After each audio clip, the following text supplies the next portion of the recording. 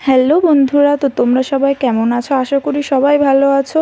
আমিও খুব ভালো আছি। তো আমার চ্যানেলে আরও একটি নতুন ভিডিওতে তোমাদের সবাইকে স্বাগত জানাই। তোমরা সবাই আমার ভিডিওটাতে দেখো, লাইক কমেন্ট শেয়ার আর সাবস্ক্রাইব করে দিও আমার চ্যানেলটা। তো দেখো আমি বাড়ি থেকে বেরিয়ে পড়েছি, আমি মা আর বোন। আমি যাব এখন একটু মামা বাড়িতে মাকে নিয়ে, যেহেতু মার রিপোর্ট করতে দেওয়া আছে কয়েকটা, ওই টেস্টের রিপোর্টগুলো দিয়ে গেছে, তো আনতে যেতে হবে। তো আমরা দেখো টোটোতে উঠে পড়েছি, আর আমার বোন টোটোতে উঠেও ভিডিও বানানো ছাড়বে না, ওর রিলস ওর করতেই হবে সব সময়। তো দেখো আমি সেইটা নিয়েই হাসছিলাম। তো এই দেখো আমি মামা বাড়িতে চলে এসেছি। তো মামা বাড়িতে এসেও তো একটুখানি বসলাম, তারপরে আমার আবার পড়া রয়েছে চাকদাতে, তো আমি আবার পড়তে চলে যাব এখান থেকে। তো মামা বাড়িতে দেখো, মামা বাড়িটা তোমাদের একটুখানি ঘুরে দেখালাম। তো মামা বাড়িতে নতুন বাড়ি তৈরি হয়েছে, তো এই জন্য কল বসাচ্ছে। দেখো তোমরা, মিস্ত্রিরা কাজ করছে। তারপর দিদুন আমাকে বললো খেয়ে নিতে, তো আমি একটুখানি খাওয়া দাওয়া করে নিলাম, যেহেতু আমাকে আবার পড়তে যেতে হবে তাড়াতাড়ি করে।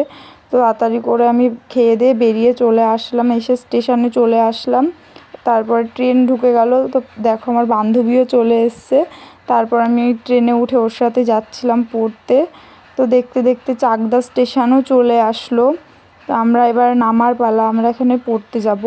তো নেমে পড়লাম। এবার নেমে দুইজন মিলে হাঁটতে হাঁটতে গল্প করতে করতে যেতে হবে, আর কি করা যাবে এই রোদের মধ্যে, গরমের মধ্যে কিছু করার নেই। তো দেখো এই জায়গাটায়, এই রেল গেটের এখানে যখনই গেটটা খোলে তখন মনে হয় কে যেন কার আগে যাবে, একটা কম্পিটিশান চলে গাড়ির। তো দেখো একটা মন্দির ছিল, তো আমরা এই রাস্তা দিয়েই পড়তে যাই প্রত্যেক দিন।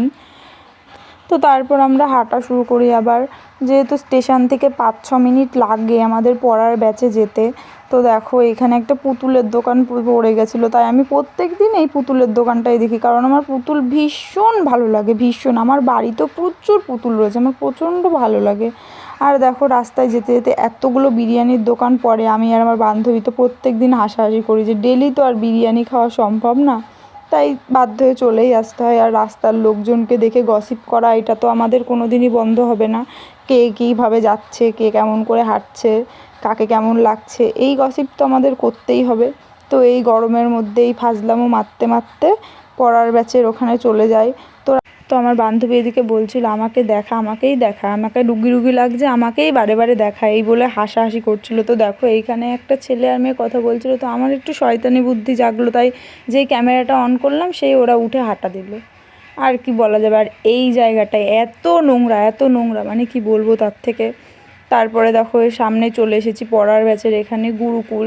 অনেকেই জানো হয়তো যারা আশেপাশে থাকো, চাকদায় গুরুকুল। তো দেখো আমরা পড়ার ঘরে চলে এসেছি। তো এখনও বেশি লোক আসেনি, তাই একটুখানি ভিডিও করে নিচ্ছিলাম। একটু লজ্জাও লাগছিলো পড়ার ব্যাচে ফোন নিয়ে এরকম করতে।